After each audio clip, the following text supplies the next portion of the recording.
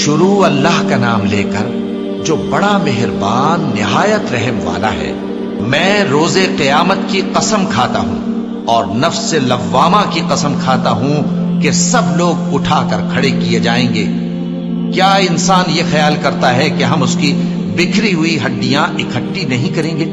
ضرور کریں گے، اور ہم اس بات پر قادر ہیں کہ اس کی پور پور درست کر دیں۔ مگر انسان چاہتا ہے کہ آئندہ بھی خود سری کرتا چلا جائے، پوچھتا ہے کہ قیامت کا دن کب ہوگا۔ سو جب آنکھیں چدھیا جائیں اور چاند گہنا جائے اور سورج اور چاند جمع کر دیے جائیں، اس دن انسان کہے گا کہ کہاں ہے بھاگنے کی جگہ؟ کہیں نہیں، کوئی جائے پناہ نہیں۔ اس روز تمہارے پروردگار ہی کے پاس تمہیں جا ٹھہرنا ہے۔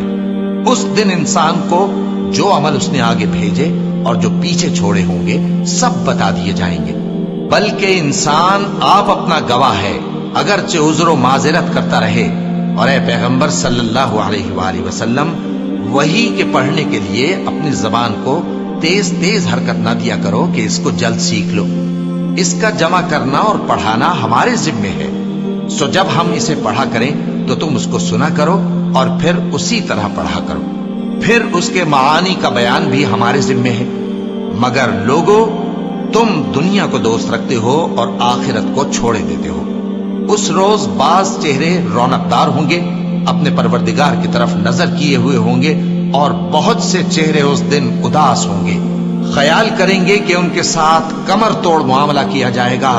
ہاں، جب جان گلے تک پہنچ جائے اور لوگ کہنے لگیں اس وقت کون جھاڑ پھونک کرنے والا ہے، اور اس جاں بلب نے سمجھا کہ اب جدائی کا وقت ہے اور پنڈلی سے پنڈلی لپٹ جائے، اس دن تجھ کو اپنے پروردگار کی طرف کھچے چلے چلنا ہے۔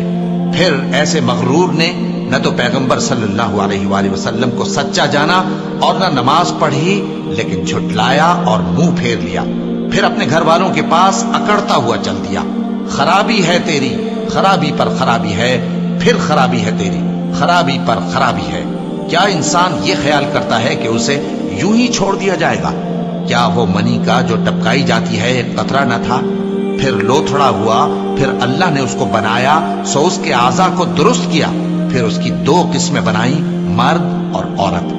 کیا اس کو اس بات پر قدرت نہیں کہ مردوں کو زندہ کر دے؟ اللہ